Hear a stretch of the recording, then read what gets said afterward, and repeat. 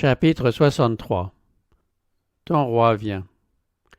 Tressaille de joie, fille de Sion, pousse des cris d'allégresse, fille de Jérusalem. Voici que ton roi vient à toi, il est juste et victorieux, humble et monté sur un âne, sur le poulain d'une ânesse. C'est ainsi que le prophète Zacharie avait annoncé la venue du roi d'Israël 5 siècles avant la naissance du Christ. Cette prophétie va maintenant s'accomplir. Après avoir si longtemps refusé les honneurs de la royauté, Jésus vient à Jérusalem comme l'héritier promis du trône de David. C'est le premier jour de la semaine que le Christ fit son entrée solennelle. Des foules accourues à Béthanie l'accompagnaient maintenant impatientes d'assister à son triomphe. Beaucoup de personnes qui se rendaient à la ville pour célébrer la Pâque se joignirent à la foule qui entourait Jésus. La nature entière paraissait en fête. Les arbres étaient revêtus de verdure et leurs fleurs répandaient dans l'atmosphère un parfum subtil. Une vie et une fête nouvelle animaient le peuple. On se reprenait à espérer un nouveau royaume. En vue de son entrée à Jérusalem, Jésus avait chargé 2 de ses disciples de lui amener une ânesse avec son ânon. À sa naissance, le Sauveur avait accepté l'hospitalité auprès de personnes étrangères. La crèche dans laquelle il avait été déposé avait dû être empruntée. Et maintenant, bien que le bétail de 1000 collines lui appartienne, il se voit obligé de recourir à l'amabilité d'un étranger pour obtenir la monture sur laquelle il entrera à Jérusalem en qualité de roi. Toutefois, sa divinité se manifeste jusque dans les moindres instructions qu'il donne aux disciples chargés de cette mission. Comme il l'avait prédit, il leur suffit de dire « Le Seigneur en a besoin » pour obtenir ce qu'il désirait. Jésus se servit de l'ânon que personne n'avait jamais monté. Avec un joyeux enthousiasme, les disciples étendirent leurs vêtements sur la bête et y installèrent leur maître. Jésus, ayant toujours voyagé à pied, les disciples, en apprenant qu'il désirait cette fois-ci se servir d'une monture, furent d'abord étonnés. Mais une espérance joyeuse vint réconforter leur cœur, celle de le voir entrer dans la capitale, se proclamer roi et affirmer son pouvoir royal. Tout en obéissant aux ordres du Maître, ils firent part aux amis de Jésus de leurs brillantes espérances. L'effervescence se propagea au près et au loin, portant à son paroxysme l'attente du peuple. Par cette entrée royale, le Christ se conformait à une ancienne coutume hébraïque. La monture était semblable à celle des rois d'Israël. C'était celle que la prophétie avait désignée comme devant servir au Messie venant dans son royaume. Dès que Jésus se fut assis sur l'ânon, un immense cri de triomphe déchira les airs. La multitude l'acclamait comme Messie et comme roi. Jésus accepta, cette fois-ci, les images qu'il n'avait jamais tolérées auparavant, et les disciples en conclurent que leurs joyeuses espérances allaient se réaliser, et qu'ils allaient le voir monter sur le trône. La foule était convaincue que l'heure de l'émancipation nationale allait sonner. Leur imagination voyait déjà les armées romaines chassées de Jérusalem et Israël redevenu une nation indépendante. Tous étaient transportés de joie. C'était à celui qui lui apporterait les hommages les plus dignes.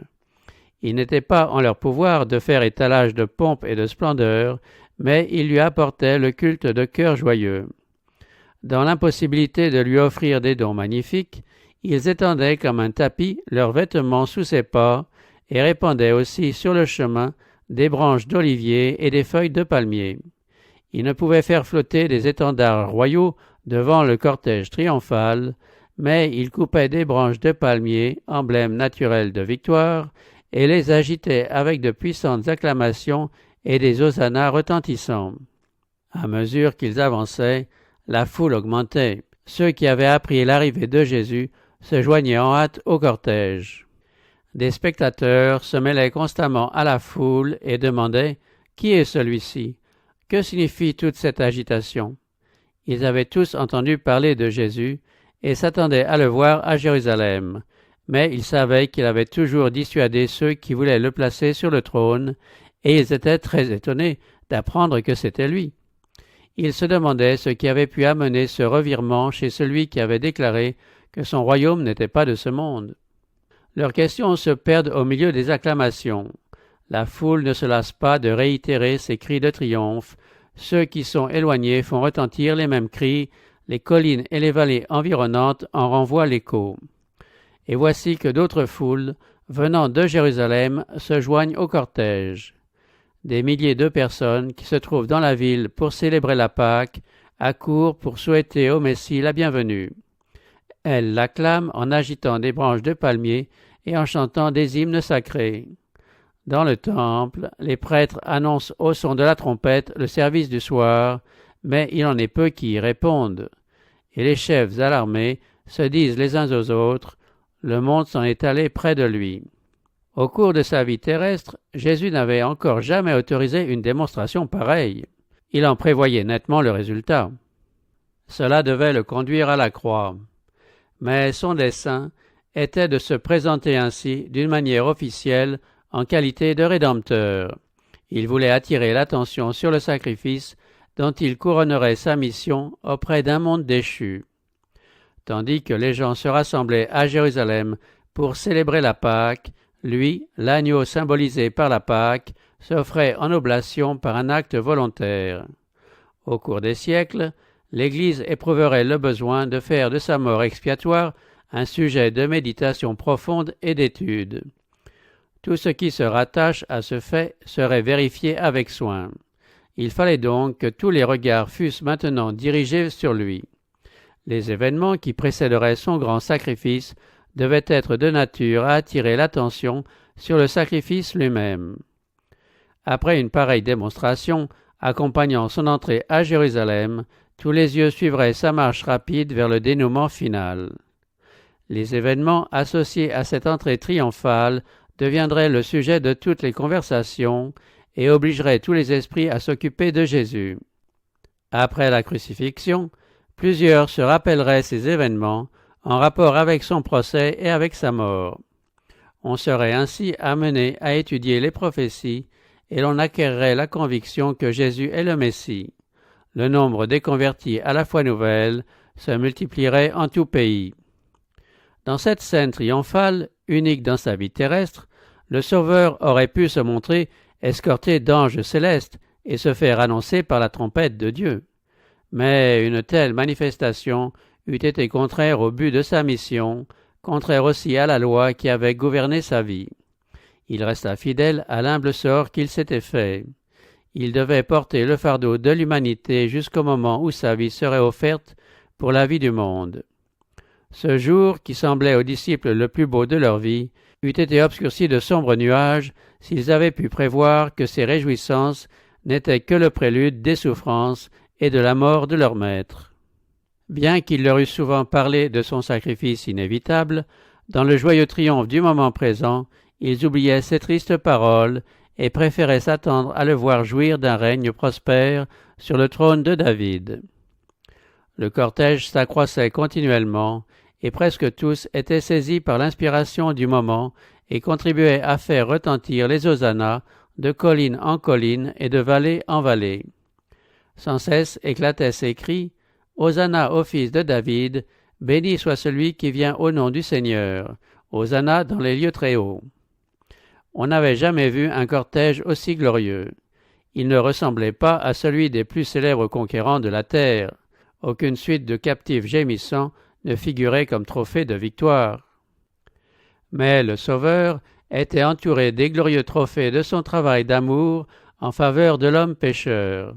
Ils étaient là, les captifs qu'il avait arrachés au pouvoir de Satan, et il louait Dieu de leur délivrance. Les aveugles, auxquels il avait rendu la vue, montraient le chemin. Les muets, dont il avait délié la langue, faisaient entendre les hosannas les plus retentissants. Les estropiés qu'il avait guéris sautaient de joie et se montraient plus empressés que les autres à rompre des branches de palmier et à les agiter devant le Sauveur. Des veuves et des orphelins célébraient le nom de Jésus à cause des œuvres de miséricorde qu'il avait accomplies en leur faveur. Les lépreux qu'il avait purifiés étalaient sur son chemin leurs vêtements qui n'étaient plus souillés par la maladie, et l'acclamaient comme le roi de gloire. Ceux que sa voix avait réveillés du sommeil de la mort étaient présents dans la foule. Lazare, dont le corps avait senti la corruption dans le sépulcre et qui maintenant était en possession d'une pleine vigueur, conduisait l'animal sur lequel le Sauveur était assis. Bon nombre de pharisiens présents, dévorés d'envie et de malice, cherchaient à donner une autre direction au courant populaire en faisant usage de toute leur autorité pour calmer le peuple. Mais leurs appels et leurs menaces ne faisaient qu'accroître l'enthousiasme. En désespoir de cause, et craignant que la multitude, ayant la force du nombre, ne voulût couronner Jésus roi, ils se frayèrent un passage à travers la foule jusqu'à l'endroit où se trouvait le Sauveur, et l'accostèrent avec des paroles de reproche et de menaces. « Maître, reprends tes disciples. » Ils prétendaient que d'aussi brillantes démonstrations étaient illégales et ne seraient pas permises par les autorités.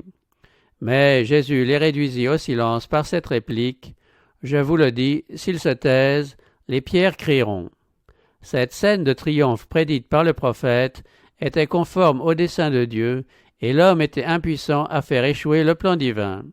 Dieu aurait prêté une voix aux pierres inanimées pour qu'elles saluassent son Fils de leur louange, si les hommes s'y étaient refusés. Les pharisiens durent se retirer, et des centaines de voix répétèrent les paroles de Zacharie: « Tressaille de joie, fille de Sion, pousse des cris d'allégresse, fille de Jérusalem. Voici que ton roi vient à toi. Il est juste et victorieux, humble et monté sur un âne, sur le poulain d'une ânesse. » Quand le cortège eut atteint le sommet de la colline, Jésus s'arrêta avec la foule avant de descendre dans la ville.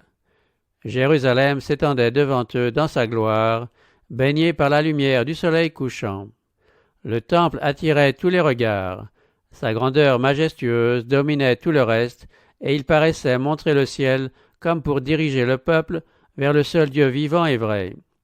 Pendant longtemps, ce temple avait été l'orgueil et la gloire de la nation d'Israël. Les Romains eux-mêmes se glorifiaient de sa magnificence. Un roi établi par les Romains avait joint ses efforts à ceux des Juifs pour le reconstruire et l'embellir, et l'empereur de Rome l'avait enrichi de ses dons. Par sa solidité, sa richesse et sa splendeur, il était l'une des merveilles du monde. Alors que le soleil couchant jetait des reflets d'or sur les cieux, sa gloire resplendissante éclairait les marbres blancs des murs du temple et étincelait sur ses piliers dorés. À le voir du haut de la colline où se tenait Jésus avec ses disciples, il avait l'aspect d'une construction massive de neige surmontée de fêtes dorées. À l'entrée du temple se trouvait un cep de vigne en or et en argent, avec des feuilles vertes et de grandes grappes exécutées par d'habiles artistes. Ce symbole représentait Israël comme un cep prospère. L'or, l'argent, le feuillage vert étaient combinés avec un art exquis. Gracieusement enroulé autour de piliers blancs et luisants, s'accrochant aux ornements dorés par ses vrilles brillantes, il reflétait la splendeur du soleil couchant, resplendissant d'une gloire qui semblait empruntée au ciel. Jésus contemple la scène qui est devant lui, et la foule immense, charmée par cette brusque vision de beauté, cesse ses acclamations. Tous les regards cherchent sur le visage du Sauveur l'expression de l'admiration commune et ne voient sur son front qu'un nuage de tristesse. On est surpris et déçu par les larmes qui emplissent ses yeux. Son corps tressaille comme un arbre secoué par la tempête, et des lamentations douloureuses, paraissant sortir des profondeurs d'un cœur brisé, jaillissent de ses lèvres tremblantes. Quelle vue pour les anges! Leur chef bien-aimé dans une agonie de larmes. Quelle vue pour la foule joyeuse qui, poussant des cris de joie et agitant des branches de palmier, l'escortait vers la cité glorieuse où l'on espérait qu'il allait régner. Quand Jésus avait pleuré auprès du sépulcre de Lazare, ses larmes avaient été provoquées par sa sympathie pour la misère humaine, tandis que la tristesse soudaine de ce moment-ci faisait l'effet d'une note douloureuse au milieu d'un grand chœur triomphal. Alors que tout le monde, au comble de la joie, lui adressait ses hommages, le roi d'Israël versait ses larmes, non pas des larmes silencieuses de joie, mais des larmes accompagnées de gémissements qu'il ne pouvait contenir. Une tristesse soudaine s'empara de la foule. Les acclamations cessèrent. Beaucoup pleuraient, partageant une douleur qu'ils ne pouvaient comprendre. Ce n'est pas la pensée des souffrances qu'il attendait qui arrachait des larmes à Jésus. À peu de distance devant lui se trouvait Gethsémané, où bientôt l'horreur de profondes ténèbres allait l'envelopper. On apercevait aussi la porte des brebis par laquelle, pendant de longs siècles, on avait fait passer les animaux devant servir au sacrifice. Cette porte allait s'ouvrir pour lui le grand antitype dont le sacrifice pour les péchés du monde avait été annoncé par toutes ses offrandes. Tout près se trouvait le calvaire, où il allait bientôt agoniser. Néanmoins, ce n'était pas la pensée de la mort douloureuse qui faisait pleurer et gémir le Rédempteur. Sa douleur n'était pas une douleur égoïste. Le pressentiment de son agonie n'intimidait pas cette âme noble, pleine d'abnégation. Ce qui transperçait le cœur de Jésus, c'était la vue de Jérusalem, cette Jérusalem qui avait rejeté le Fils de Dieu et dédaigné son amour, qui avait refusé de se laisser convaincre par ses œuvres puissantes et qui se préparait à lui ôter la vie. Il vit ce qu'elle était pour s'être rendue coupable du rejet de son Rédempteur et ce qu'elle aurait pu être si elle avait accepté celui qui, seul, pouvait guérir sa blessure. Il était venu pour la sauver, comment pouvait-il l'abandonner à son sort? Israël avait été un peuple privilégié. Dieu avait établi sa demeure dans le temple de Jérusalem, sur cette montagne de Sion qui s'élève avec grâce et qui est la joie de toute la terre. Il était là ce temple qui, pendant plus de 1000 ans, avait été l'objet de la vigilance paternelle et du tendre amour du Christ. Les prophètes y avaient fait entendre les avertissements les plus solennels. On y avait ajouté des encensoirs contenant des charbons ardents, faisant monter l'encens vers Dieu avec les prières des adorateurs. Le sang des animaux y avait coulé en représentation du sang du Christ. Jéhovah avait manifesté sa gloire au-dessus du propitiatoire. Les prêtres y avaient exercé leur ministère et des rites symboliques pompeux y avaient été accomplis de siècle en siècle. Mais tout cela touchait à sa fin. Jésus étendit la main, cette main qui, si souvent, avait béni les malades et les affligés, et, l'agitant vers la ville condamnée, il s'écria à la voix coupée de sanglots, « Si tu connaissais toi aussi en ce jour le chemin de la paix. » Le Sauveur se tut, s'abstenant de dire quelle eût pu être la condition de Jérusalem si elle avait accepté le secours que Dieu voulait lui accorder, le don de son Fils bien-aimé. Si Jérusalem avait su ce qu'elle pouvait savoir, si elle avait reçu la lumière envoyée du ciel, elle se serait avancée fièrement au comble de la prospérité, comme la reine des royaumes, en pleine possession de la puissance que Dieu lui avait donnée. Plus de soldats armés stationnant à ses portes, ni d'enseignes romaines sur ses murailles. La destinée glorieuse dont Jérusalem eût pu jouir, si elle avait accepté son Rédempteur, se présentait aux yeux du Fils de Dieu. Il voyait que, grâce à lui, elle aurait pu être guérie de ses cruelles maladies, délivrée de l'esclavage et devenir la puissante métropole de la terre. La colombe de la paix se serait envolée de ses murs pour se rendre auprès de toutes les nations. Jérusalem eût été le diadème de gloire du monde entier. Mais voici que s'efface le brillant tableau. Le Sauveur se rend compte de ce qu'elle est maintenant sous le joug romain, objet de la colère de Dieu, menacée de ses jugements. Il reprend donc le fil interrompu de ses lamentations. Mais maintenant, il est caché à tes yeux.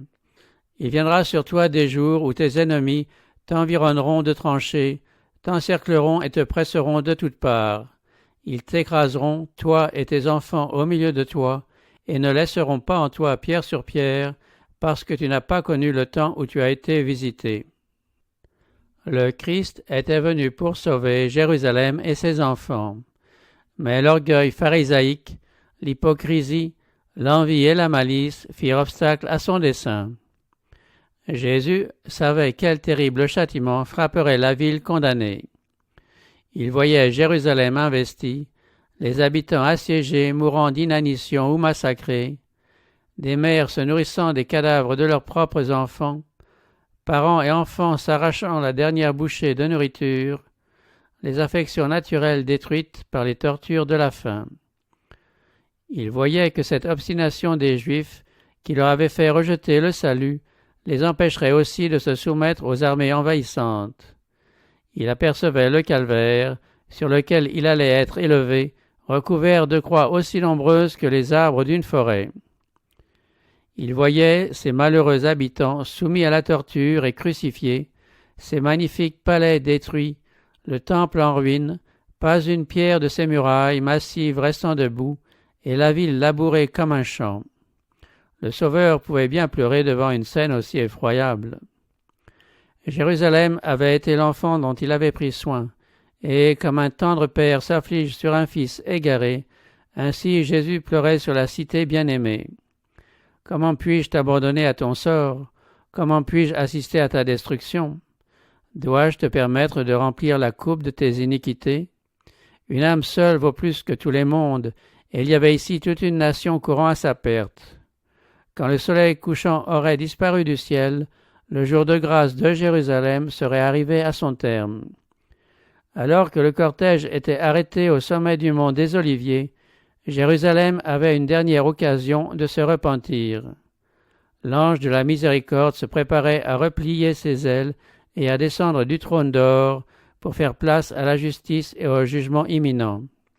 Mais le Christ, au grand cœur d'amour, continuait de plaider en faveur de Jérusalem, bien qu'elle eût dédaigné ses grâces, méprisé ses avertissements, et qu'elle fût sur le point de tremper les mains dans son sang.